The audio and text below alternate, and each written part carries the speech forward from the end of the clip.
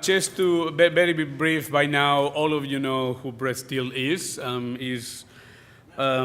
think to have him to be the special advisor for grad thesis this year is a pleasure because his capacity and his knowledge, but also it's a way to show that architecture doesn't belong to particularly anybody or any institution, and there is a desire in a school like the AA of SCI-Arc to collaborate, in this case, at the highest level, which I don't think there is any precedent, something like this, in which the director of a fantastic school is a guest professor in another fantastic school. It's a super fantastic, but I think it's in theme with the Avengers and the League of Justice. I think it's in topic with what was going. Superman. Yeah, I'll take that in a minute. Yeah, of course. So in any case, it goes without saying that it's a pleasure. I think Brett is one of the most sophisticated editor or architecture producers I can think of. It's a different format than the theories of the critics. So I cannot think anybody who can help us to figure it out, what are the next steps in thesis and how we keep thinking about it, especially since the AA doesn't have thesis. So I think that's interesting to come and bring an expertise of something that you have never had to develop. So that's what SCI-Arc is for. So in any case, just in case you haven't heard Brett talk for the last 15 hours, he's going to talk for another 45 minutes or an hour. This is a prize that he gets for 2 days of talking. We ask him to talk 1 more hour. So in any case, once again, Brett, welcome back. Thanks, man.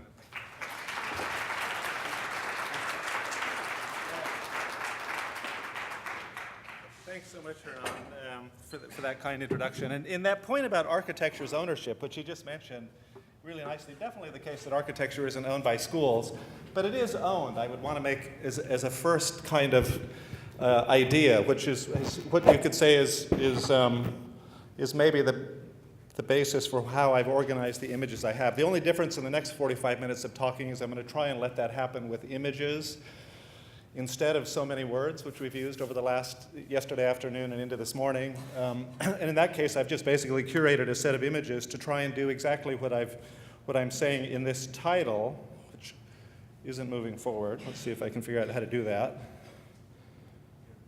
Oh, it's actually frozen. I'm stuck on my first slide. Here we go, technical support. There we go.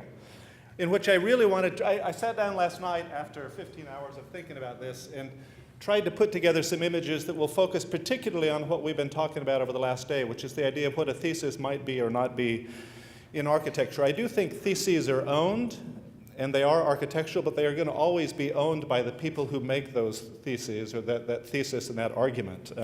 In other words, I want to keep the focus entirely in the next 45 minutes or so on you all that are trying to now construct that over the next 6 months here before you present projects next September. And in fact, it's a topic I was here in 2009 to talk about, so the first way I was trying to think about it today is say, okay, what have I already said that I'm going to not bore you with by duplicating here, which probably lives online somewhere. But the important point is that I think the thesis as we know it, the idea of a thesis project, turned out to be something other than what modern architects first pictured it to be, the ability to mobilize a kind of project in architecture, which, as I say in the point I made several years ago when I came here, is that it turned out to be a sort of Trojan horse to do the opposite. Thesis projects turn out to be the way in which you can kill architecture as we know it and reinvent it on your own terms, which is, I think, the task you all face as students.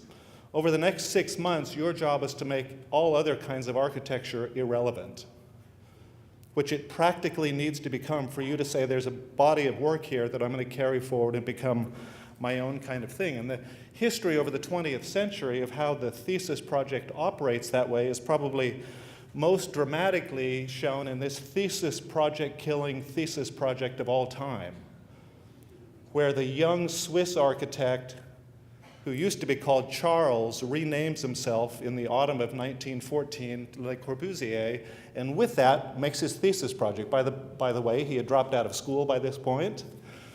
He leaves his country, he moves to Paris, he reinvents himself literally, and he does it through a combination of renaming of himself. Le Corbusier is one of 14 pen names he uses in his journal, and that one sticks.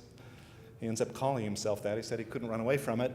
And he makes a project at exactly that moment, which becomes the kind of prototype for what modern architecture is going to become. And one of the reasons I was interested in building that a year or two ago in Venice for the Biennale was that, of course, its most powerful quality is that it had never been built, which, by the way, is what all of you thesis project makers share.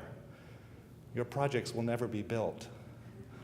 But they're going to build something else completely, which is the basis for your career going forward. And that's the building that I would argue matters in architecture. The amazing thing about thesis projects is how they build a discipline. So even 40 or 50, 60 years later, that same project is being used by other young architects, or at least middle-aged architects in this case, to build their own career in new and unexpected ways. And 20 years after that, I had students in the DRL doing the same thing, weirdly, working and reworking that idea of a thesis that, as you can see, so dramatically resembles that fossil from the early 20th century that one of its most powerful and revealing qualities is how disciplinary the thesis is stated in this way for us to continue to work on it for generations later. And the only point to make about this thesis project, which again I love in part because it's done by a non-student, it's done by someone who failed as a student, quits school, moves to Paris, meets some pretty cool friends that he immediately starts stealing ideas for, projects this thing, which bears no relation at all to the lived experience of building, but is in fact a distillation of an experience that it hardly even resembles.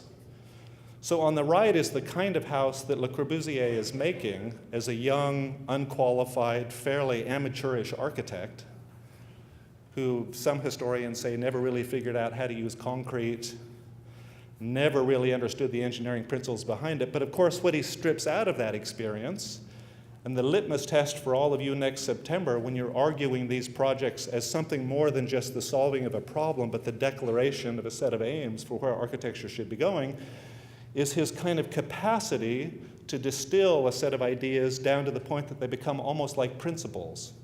And it's principles that are neither right or wrong, they're simply, obviously, that guy's set of ideas for where architecture might be going. And I know it's unfair to aim a person like this to you all, who would probably be just as destroyed at a crit next September as you might be in presenting your thesis project. But the point that's being made is that a thesis is an argument or a position about where architecture and the city and our life within it and the discipline that shapes that might be going.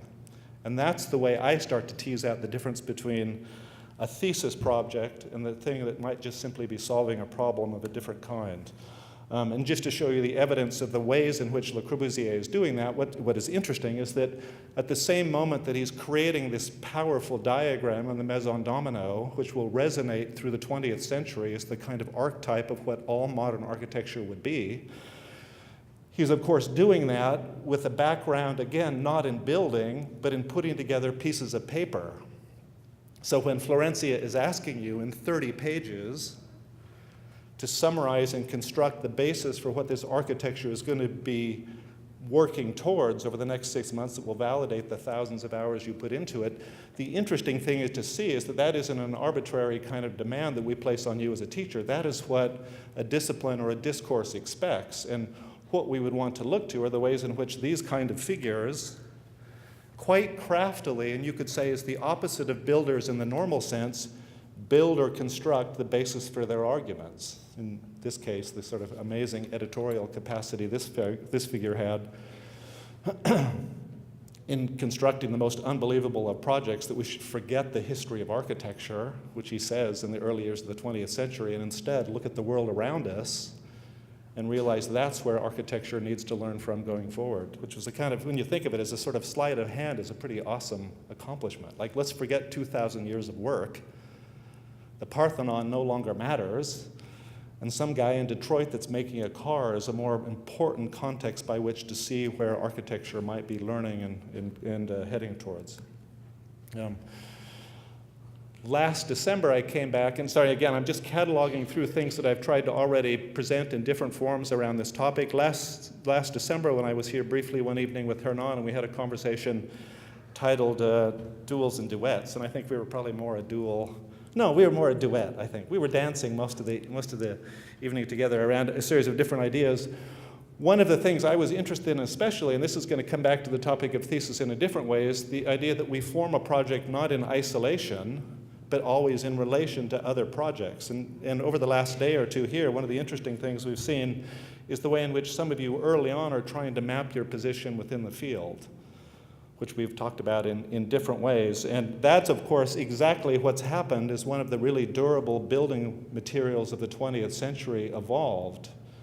The building material of an architectural monograph, which is where manifestos and positions are argued and articulated, and then more importantly, in the 20th century, and for the first time in the history of the discipline, communicated to audiences like this, right?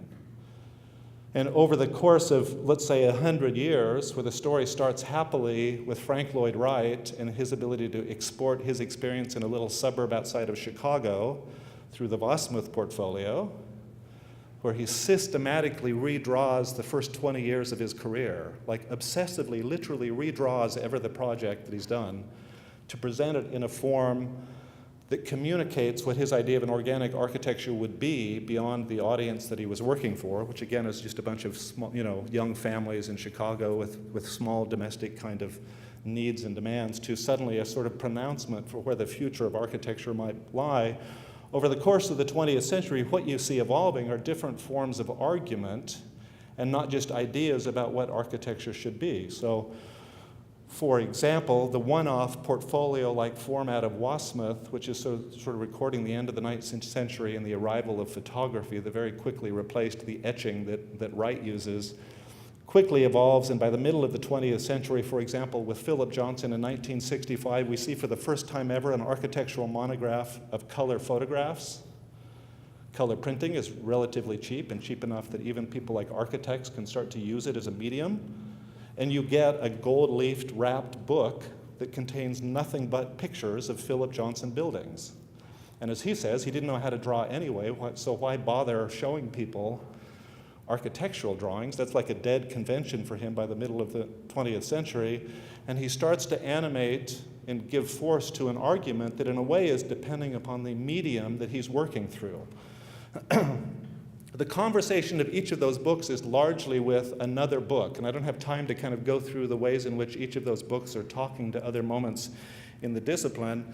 But when Hernan and I were together in December, the point that we were both interested in, and certainly what your current series in the school is looking at, is the idea of how the architect isn't simply a figure in isolation and on their own, but always in some form in a kind of conversation, if not outright discussion and debate with what other people think architecture should be. No one is ever right in that arrangement. You're simply alive at a moment in which you can claim that argument and give it the force that that thing might need. And of course, what happens is the moment one of those figures dies and goes away, Mises' ideas for architecture weirdly and interestingly vanish with him. And your job is, of course, carrying that forward on your own terms. Sometimes it will be in dialogue with those people, sometimes it won't, but that there's a kind of an awareness that's happening within a field of shared ideas, even if we disagree with what those ideas might be. And the picture I showed last time that interested me was very much how those figures that we think of today that are sort of solitary, one-off, proprietary, signature, iconic celebrities in our little field of architecture, in fact, have a kind of an awareness, particularly for this kind of a generation that came of age, let's say, between 1962, when Peter publishes his PhD, in 1972, when Rem graduates in London, in which there was an expectation that their work could be understood primarily in relation to other figures. And I'm less interested today in the relationship of those two as figures in the field so much as I am in this kind of a difference between those two same people. So on the left is how Peter Eisenman draws architecture. And look what he does. He can draw a plan. And in fact, he can draw a plan over and over and over again to the point at which it hardly even ends up looking like a plan, for those of you that know some of those projects of his. And compare that on the right to a person who never learned to draw a plan. And this is an example of one of Rem's thousands of fax messages that used to be sent into the office where he would scribble commentary on his team's work. And like a journalist, which he's first trained to be before he goes into architecture, his project is a kind of commentary and refinement of a project that actually sits entirely outside of his work. And the interesting thing, and the reason I kept bringing it up over and over again in the presentation over the last day here, is that what's interesting is the difference in this case lies not in biography so much as the way they actually work on their projects, which they then claim to have ideas about. And to fold into a thesis project an ability to talk about how and why you work on the project the way you do is, I think, one of the ways we start to distinguish it from a project from those around it. And just if you need proof of Rem's inability to draw, this is his version of Seattle Public Library. Like, this is as good as he got it. He really depends upon collaborators in our field. And of course, that in and of itself is an incredibly interesting way to structure your relationship to those people around you with whom you work. Your job isn't to authenticate and make real the representation of the ideas. It's to keep asking hard questions about what the ideas are that sit within a project as it unfolds. And Rem isn't the only one that lives this way. If you look at the sketchbooks of Le Corbusier, who was a kind of machine scouring the planet for visual imagery that he obsessively collects like a human Google engine.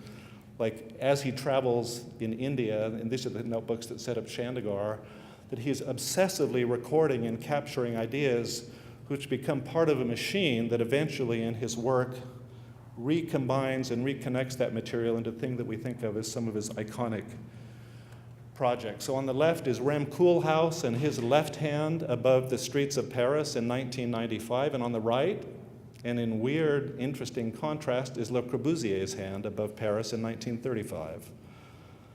And I can remember showing the picture to Rem years ago. Of course, would have never seen that particular page of the complete works of Le Corbusier, right?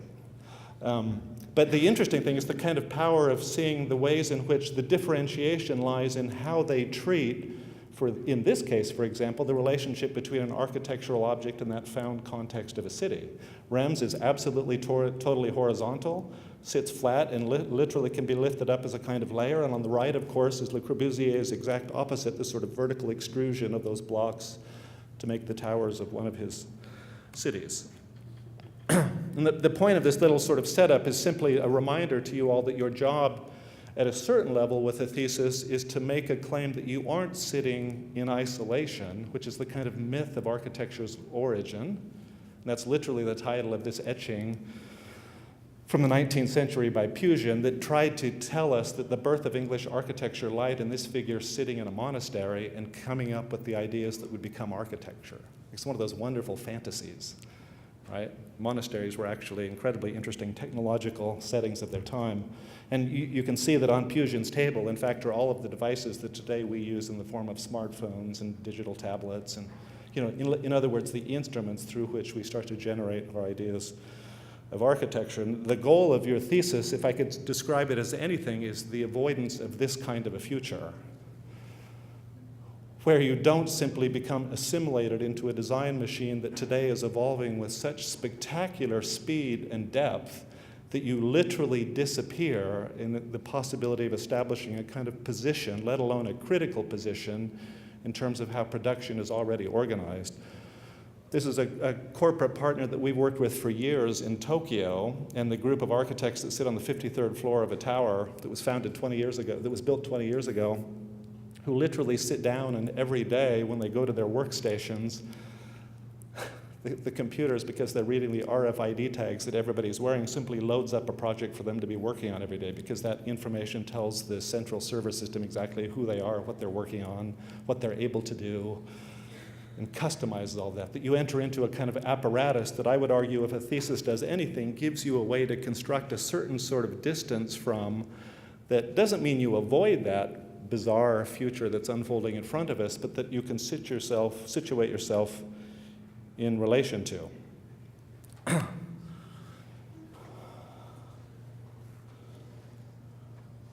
These aren't thesis students at the A, these are first-year students. I might have shown the picture to first-year students last year. But the thing that a thesis project lets you speculate on is who and where you will be as an architect, not tomorrow or not next September, but where you're going to be in 50 years from now when you're actually building those projects you're talking about today. And you all, like one of your remarkable features, is you're going to be building for the rest of this century.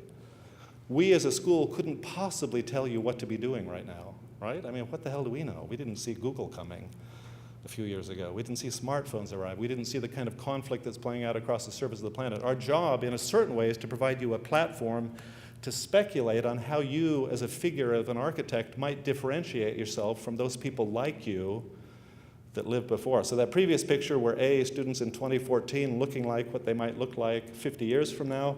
This is a picture I found in an archive of architects doing that in reverse, of dressing themselves up as if they were the students, the first-year students 30 years before them, and seeing themselves basically in this kind of continuum in time, which is what I've given as a sort of topic for today's update on those two previous presentations. First point is a very simple one, and I would argue the thesis is the material by which you achieve that first condition, that you see the architect as a project. You're constructing your idea of what the architect could or should be in the world.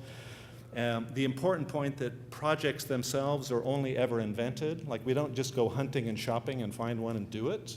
That what you're trying to construct are the conditions for a thing that can be claimed as a project, not just wholly your own, but different from those many, many other kinds of projects that we all know. And of course, finally, and probably the most challenging thing for a world today, how it is you carve out a kind of space that you can work in on your own, and that I would think at a certain level is genuinely obscure enough that nobody can quite figure it out, and that will give you then the force that you have to drive through with it to articulate and communicate what that kind of a project might be. And to not see the architect always inevitably in its kind of contemporary journalist form as a kind of celebrity figure, and this is probably one of the great celebrity figures as an architect we might know, someone who invented the artist, as the modern artist, as a sort of celebrity as much as an individual. And the point that Warhol makes, which is what I wanted to hone in on this point around Thesis, is simply that you've got to see this as your project and no one else's. The world does not change. Like, time doesn't just automatically do that. The world is the result of people, and particularly creative individuals, working on themselves in ways that will challenge or drive that world forward in new and unexpected ways. And if you zoom in on the Warhol picture, the clue for that is this dumbbell sitting under the coffee table. Andy's ability and focus on working on himself. And that isn't simply a kind of question of appearance, but seeing the figure of the artist as a kind of material, in the same way that I would argue the idea of a thesis is, and in fact the very predicate of what an architectural education is. You are your work. And the very idea of an architect having an identity is indelibly, inevitably formed through the work that he or she does. And the thing that I've pulled out a few images to focus on today is very simply the way in which that thing we think of as an architect, that figure, is and always has been a construction. There is no, as we all know, universal model of what an architect is or should be. And more importantly, the architect, as we understand him or her as a figure, is the result literally and almost relentlessly of a kind of self-representation.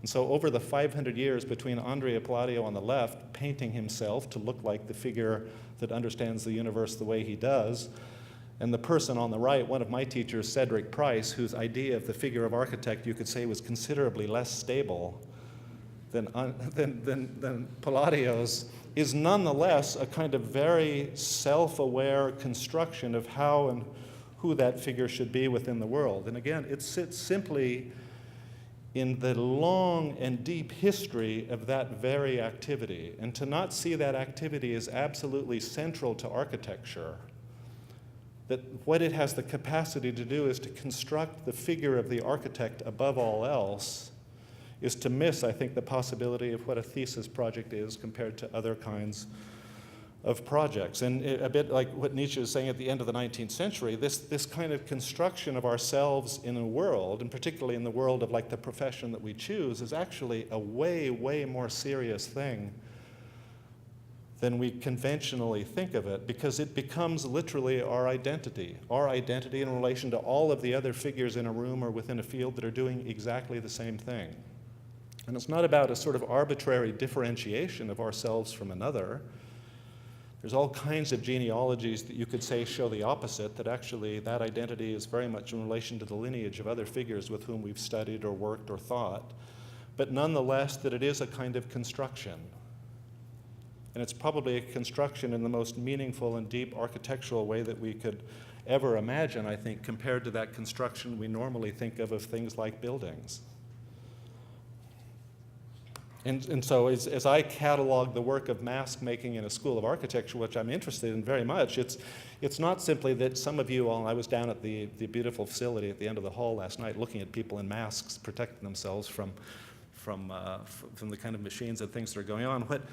The mask that I'm interested in is this mask of who and what you are when you stand up in relation to an audience and present your work, in this case a picture I took of Ben Reynolds within a couple of months of him graduating at our school in London, who is in effect beginning to enact that very thing that we all do as architects, that we start to form ourselves not in isolation, but always in relation to the audience of people who are gathering around us to try and understand, disagree with, question, or work on those things we think of as projects. And in the spectrum of activities that play out around that, the interesting thing is that figure always exists in relation to his or her work. And so a picture of Mies is almost inevitably, if you look at how he represents himself in the world, a picture of Mies is almost always, weirdly, a picture of him in that Miesian universe. It's not a coincidence. He's building himself into the very world that he sees himself having to build. It's not a casual or an accidental feature, and there's an incredibly interesting and deep history of the ways in which architects have been doing that forever, not just in relation to their work in the form that we would immediately think of, like Adolf Loos in relation to a tower project like this one in Chicago, but also as in a point that I made with a couple of students in looking at where you are and forming your own thesis right now, in the ways in which you talk about and argue what that work is. And one of the things that Loos is pointing to as part of an incredibly deep literary culture, you could say, in Vienna in the early 20th century, is the capacity of the written word to become a kind of building material. And of course, what it builds is exactly like the kind of thesis statements you've been showing Florencia and I in the last day. It builds the basis for creating a framework through which we try and look at and assess and push the work that's being developed within that thing we think of as the project.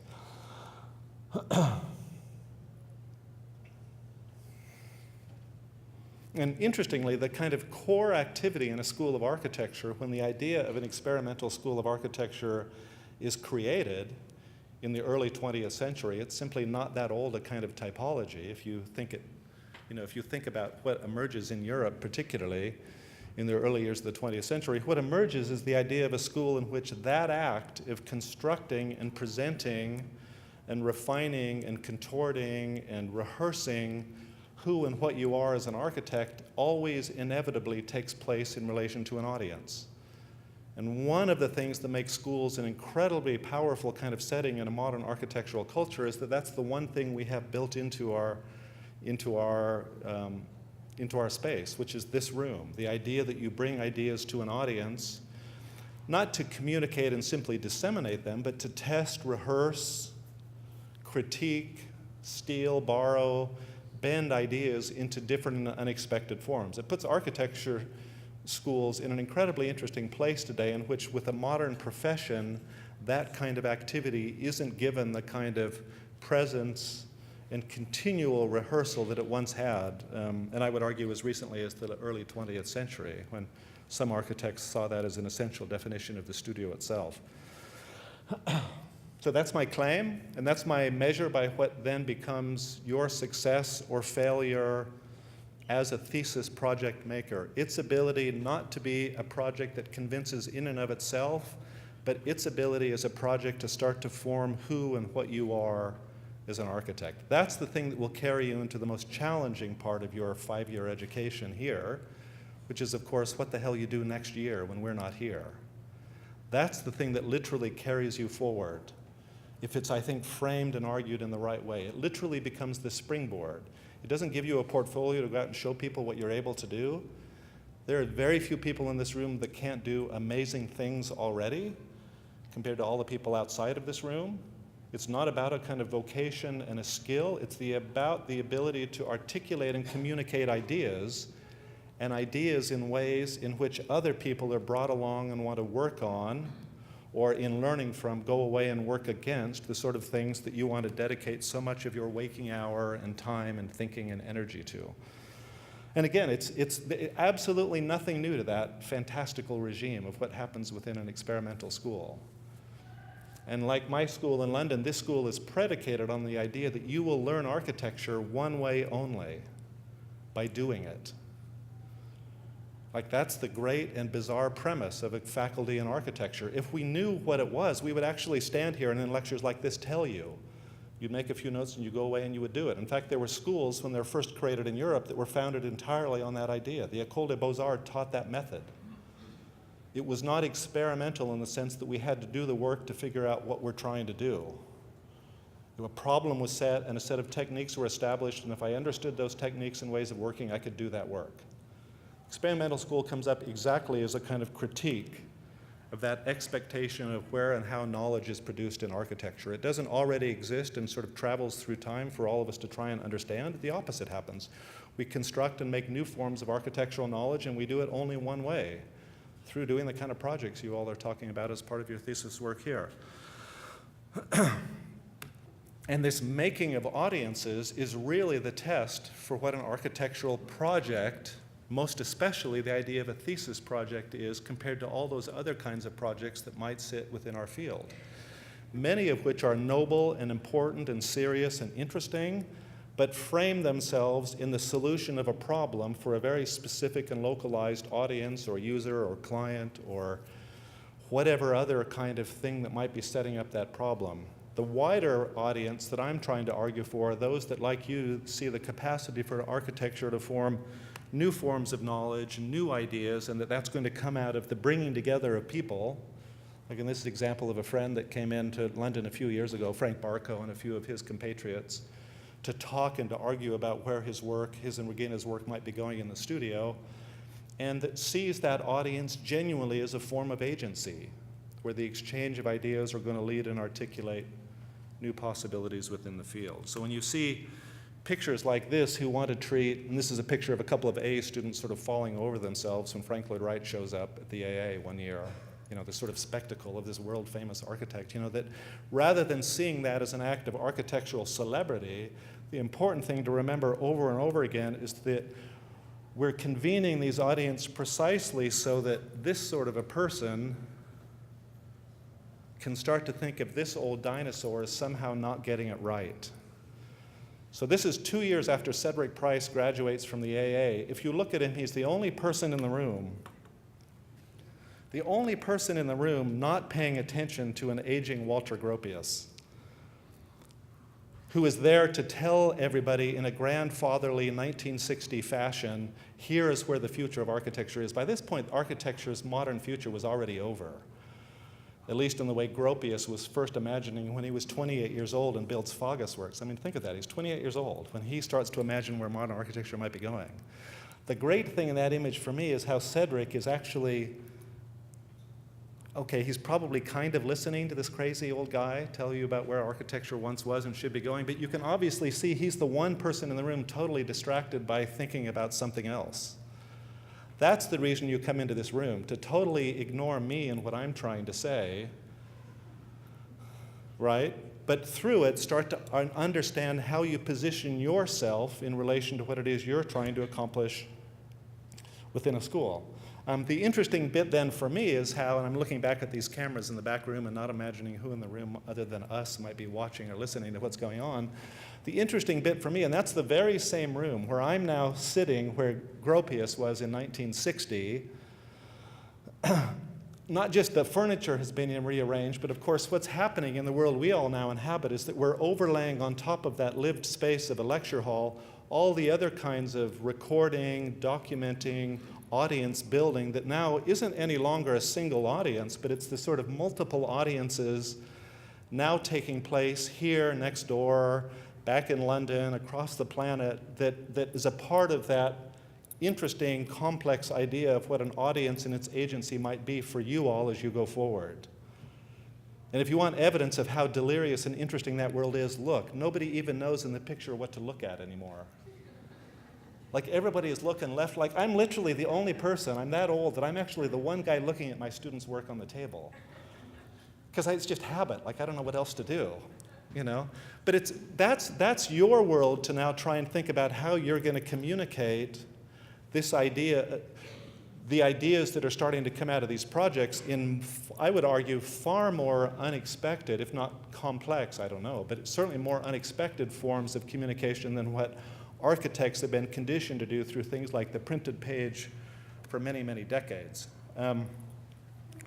So the point I made, that kind of key point I was emphasizing at the beginning was simply that the architect really is a construction, and the reason you see pictures like this, and I'm sure SCI-Arc has its own variants of what happens in your Christmas parties where students start dancing around and doing strange things. But what's interesting is that how that figure of the architect is always weirdly, and always has been, I would argue more importantly, a part of that representation of our field of work. So this is the opening image of the opening book of the first ever book on architecture. A young and relatively inexperienced Roman architect named Vitruvius scribbles down 10 books of architecture, and how does he open that story? He puts himself in the picture. Right? He doesn't show a picture of his architecture. He shows how he as an architect is beginning to construct that random collection of episodes and experiences that becomes the claim for a Vitruvian architecture. And look what he draws. He draws a picture of a jury. He draws a picture of your thesis presentation next September. He puts his client there. That's the Emperor of Rome, sitting where emperors used to sit. You know, we critics never get that kind of view anymore. Like usually the opposite. We're down in the ground. You can see a little bit of Vitruvian architecture trying to sneak in. But what he's constructing isn't a kind of enduring architecture, although this is the only book from ancient times left on architecture. You all know that story. You've done an architecture history course. So it's the only book on architecture written 2,000 years ago. It founds literally the idea of architecture. Impressive. Like we have a field that we know when it started. Like we had spaces before that, but we didn't have architecture until somebody writes down the word. And what do they show? They don't show what architecture is. They show the circumstances through which it's produced. It's produced just like you guys are going to be producing it next September at your thesis jury. And I hope it lasts 2,000 years. At least a year, 2 years. At least to the point that it makes Vitruvius no longer matter, and I can show a picture of you in the version of this lecture next year. Look what happens then over time. 1,000 years later, that book is rediscovered. You know the story. Vitruvius got buried somewhere, put up in the attic, goes away entirely. Somebody drags it out in the 1300s, and what do? They use that one book to found, they don't refound architecture. In Italy, they refound civilization. They call it the Renaissance. And who do they put right in the middle of it? They don't put an architecture, they put the architect. And 500 years after that, the modernists come along to say, look, our job is totally replacing that architect with, again, the figure of the architect in a new and unexpected and modern form. And there were schools, and again, experimental schools, where you and I would go to learn to be that architect. They were pretty certain of exactly what you should look like and how you should dress and dance. Which is what Schlemmer and his students were doing in that part of the day, that weird part of the week at the Bauhaus where you went and did an experimental dance before going back to the loom and the weaving machines. That's where architecture lives. And it lives not just in a kind of figure, but in a figure that sees his or her job, his or her project, the communication of ideas to other such figures. With a hope, of course, that we can mind meld you into doing our work.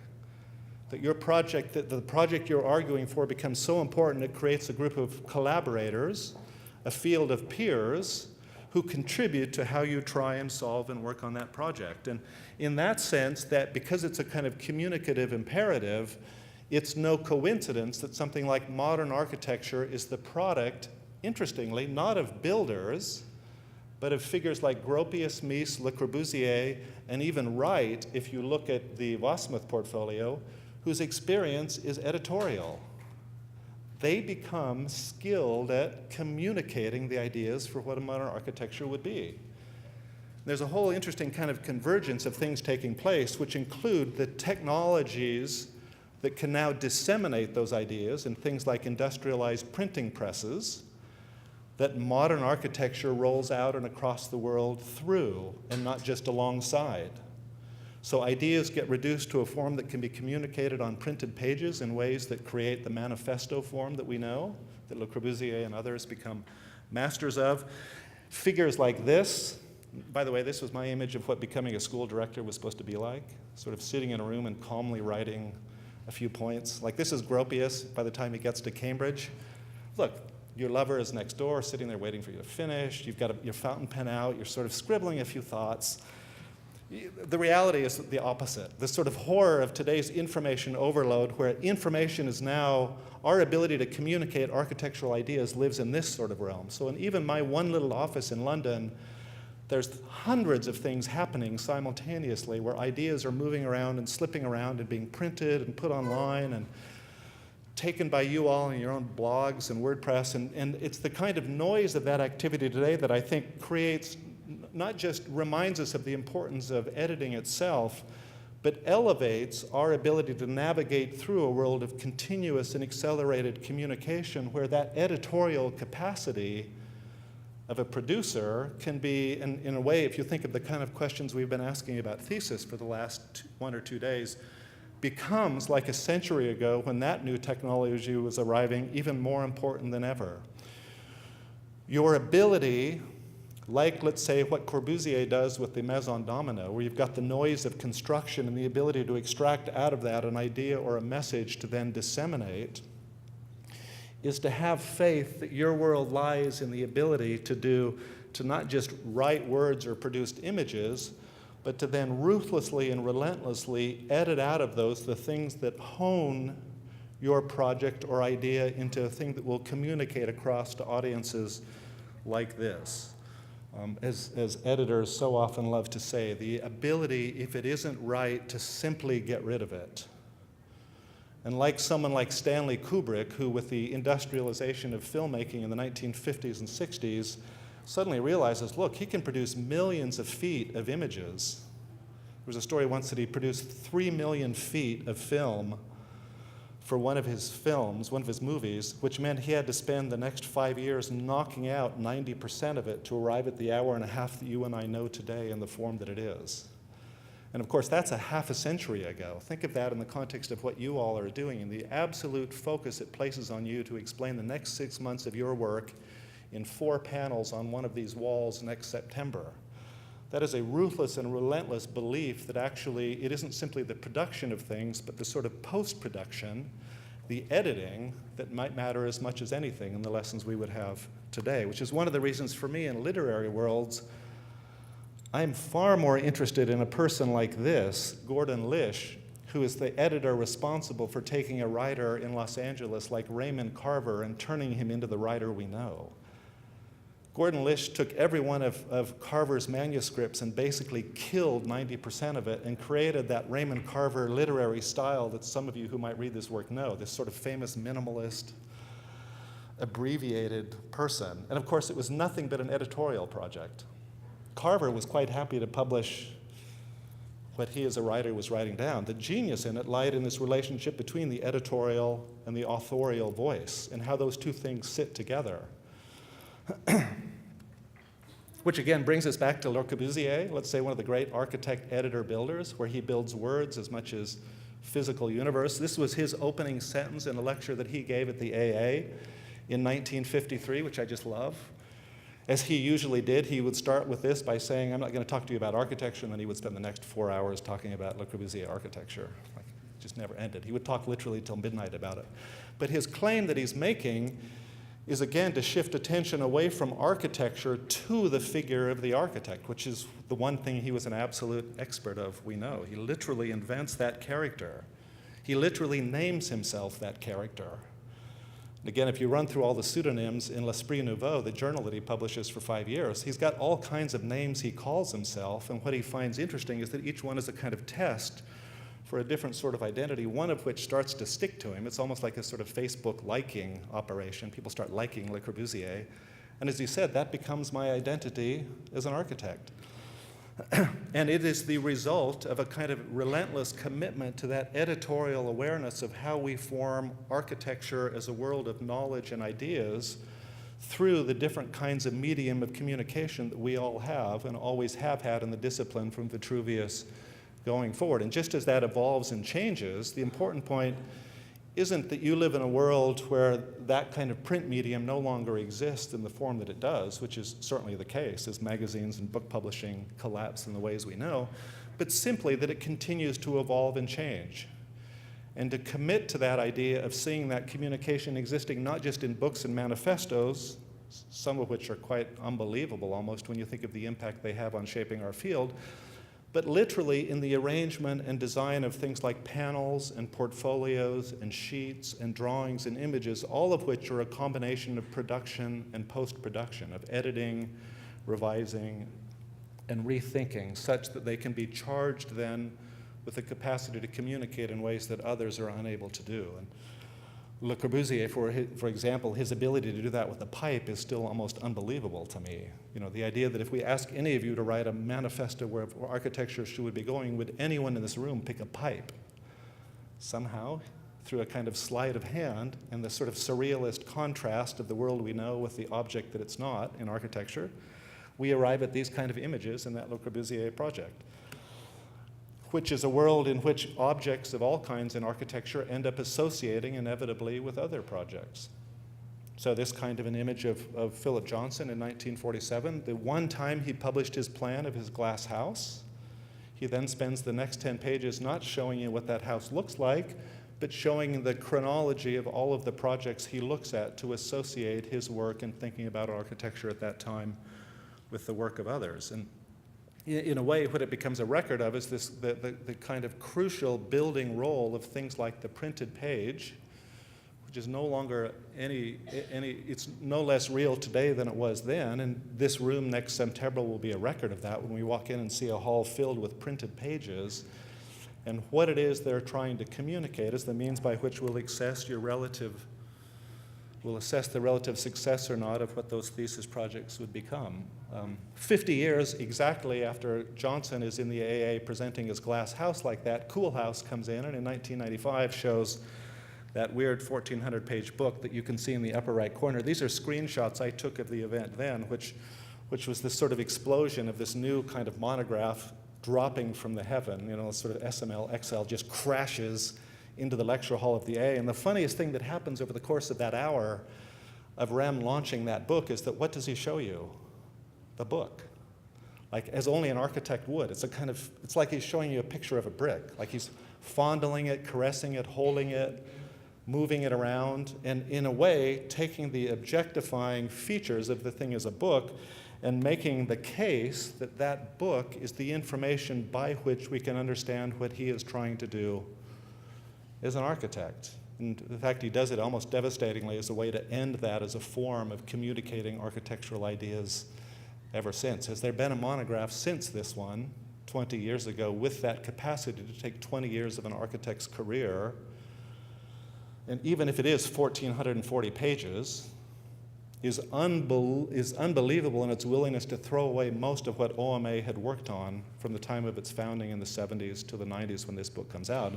I found this sketch for a show that we did on the publications of the office years ago, and it's the first sketch that they make of that book in 1989. It took them 6 years to produce the book. It took them a little longer to make that book than to build CCTV, which I find weird.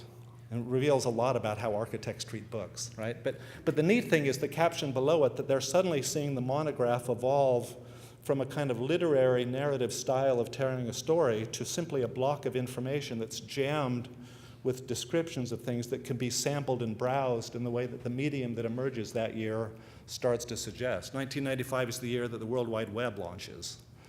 And network culture starts to surpass the printed literary realm of a medium through which architecture might start to imagine how it communicates itself, which is one reason I became interested in starting to collect these kind of images that appeared within 1 or 2 years after the book arrived by my students, who started cutting it apart and chopping it. And my favorite, this was an applicant to the AA and the DRL in '97 who lit it on fire. It's like a Dutch architect who had issues, clearly, with other Dutch architects. He was turned down. We suggested there might be better places for him to work through his issues. But in a weird way, what it's recording, interestingly, is a way I would argue almost students always first are able to do in a discipline. You guys have a different timeline of the universe because you just haven't been a part of it for very long. And one of the things you start to do is move through things with the kind of speed that institutions like schools need to learn from. You quickly outgrow things in ways that schools or stable disciplines forget about in the course of their lives. This is in as a total aside for those of you making a thesis project. Here's another idea. This is one of the defining thesis projects of the 20th century by the 20th century's most famous architectural student. This is Philip Johnson's plan for the house that he did as a thesis project at Harvard, which, as only Philip would have done, he just went out and built for the jury and invited the jury to the house in Cambridge for the final presentation. He actually had a British butler offer drinks to the jurors. And what he's doing and playing games with this kind of collapse of a thesis setting up what an architect's career might be to it being that career. And that's the thing I would argue any thesis project is. And as we do that, that we can understand whether or how we situate that activity in relation to our peers. As, for example, Rem is doing on the right here when he's looking at Denise, Scott Brown, and Robert Venturi, and they're having an argument still 40 years later with what Las Vegas might have been back then. Remember, Rem in 1972 goes to the exact opposite place that these guys do that year. Instead of the desert and an artificial city like Las Vegas, the first city in the world ever built based on television, based on a kind of filmic history of that city of Las Vegas, which would already establish itself in films. Rem does the opposite. He goes to the metropolis that everybody's left behind, moves weirdly to New York and says there's an idea in the future of architecture there that can be discovered by associating himself with a completely different place. That happens to be, on the left, Bob Venturi's final thesis project at Princeton, for those of you who want to look it up. And in a weird way, what it starts to set up for this little chapel that he was asked to do next to the Firestone Library in the late 40s as an undergraduate, and he went back to do graduate work at the same school. What he was being taught was an art historical method that you can see playing out in that project I showed of Glass House earlier, where he's as much showing the design of the project as those things on the right in that panel that he's now trying to drag back into what modern architecture should be. Another thesis project to show, to kill all thesis projects. This is Rem Koolhaas's effort in 1972 at the A. That's it in its final form. It's an A4 document, a little bit smaller than most of what I saw today from most of you.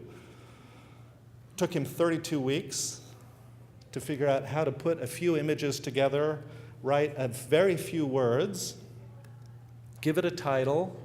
I just want to show you how little effort it really took.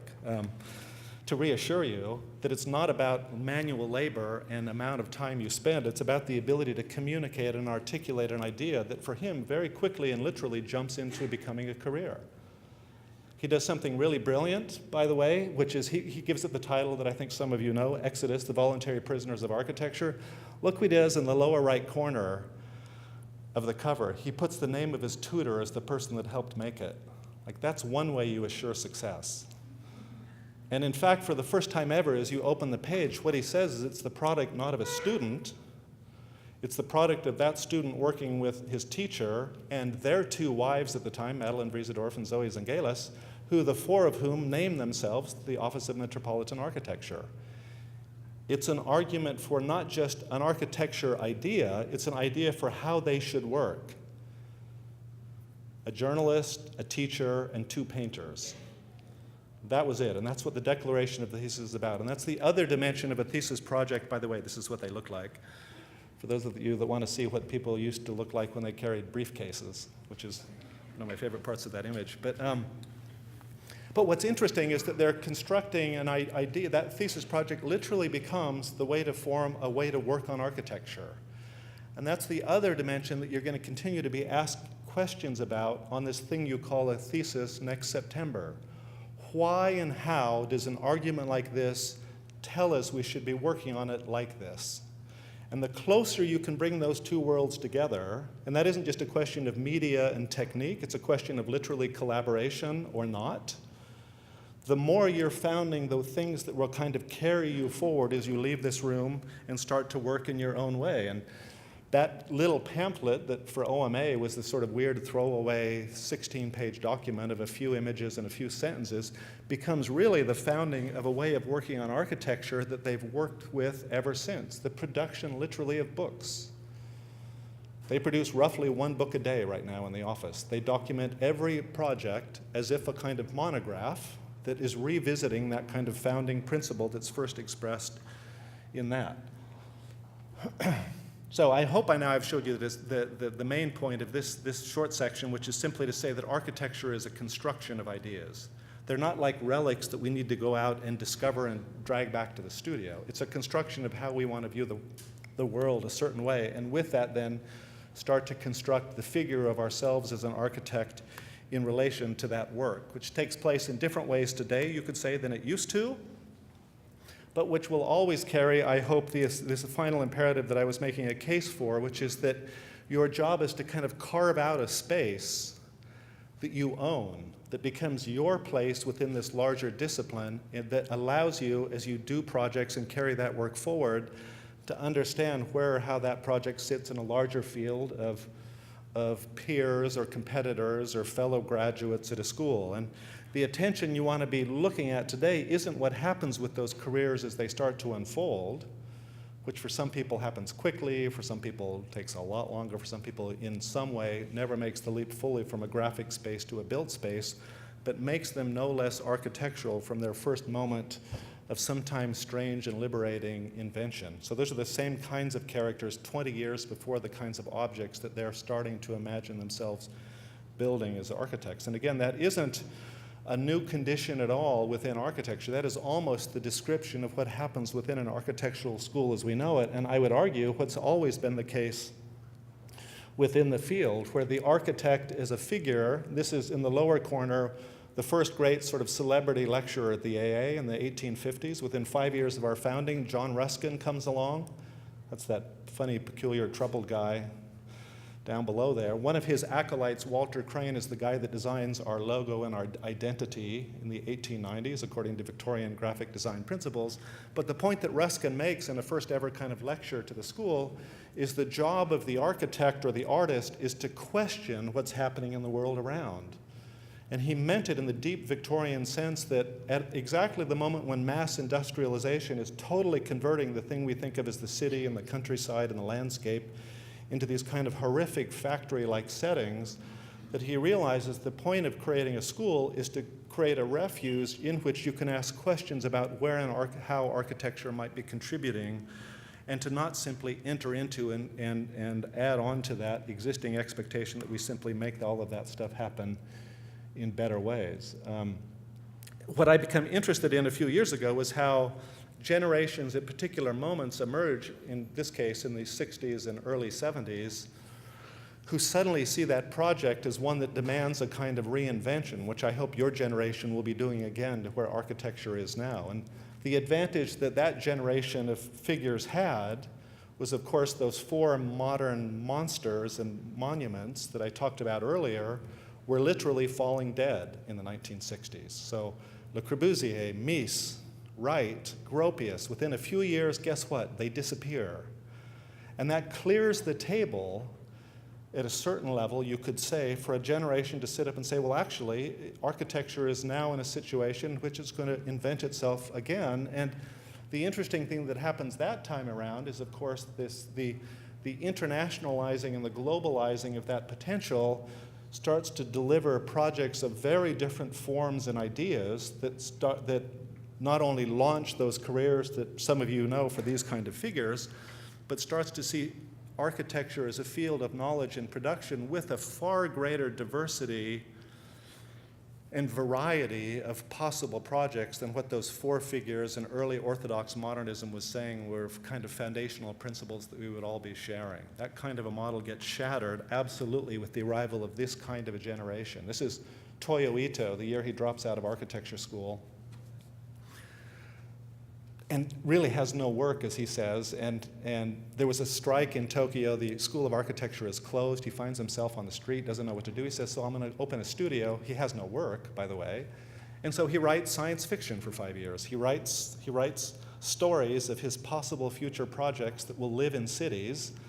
And sooner or later, somebody comes along and asks to build a house, and a house turns into a library and into a town hall and into this career that we all could think of today, but which starts really, like so many architects, with nothing but a kind of open speculation on not where architecture might be going so much as what will I be doing as an architect in that project. Same year in Europe, in the floods of Florence and Italy, of course, these characters come together not as any longer solitary individual figures, but as a group, in the case of Archizoom or Superstudio, that collaboratively are able to start to produce things that individually those architects found themselves unable to articulate and communicate. So in drawing to a close, this is you on the left, and this is architecture on the right at the same moment in time, in which your job is really the making historical of what at that point might be claimed as what architecture is.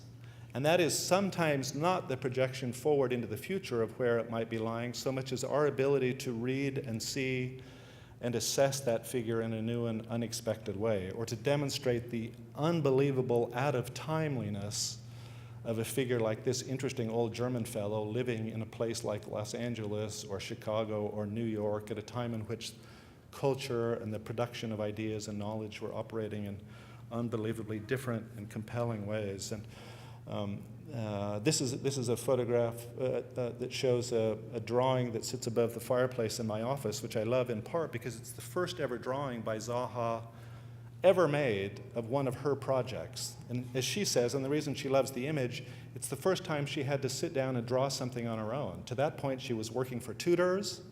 So as some of you might know, she went to work with a couple of her tutors to become a partner in an office.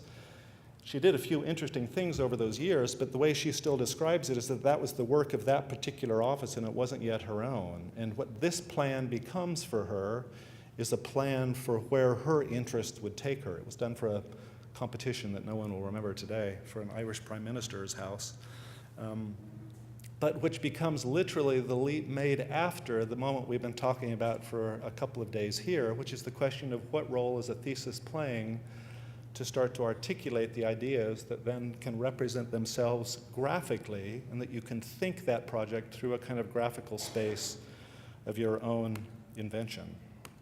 And I'll stop there. Thanks.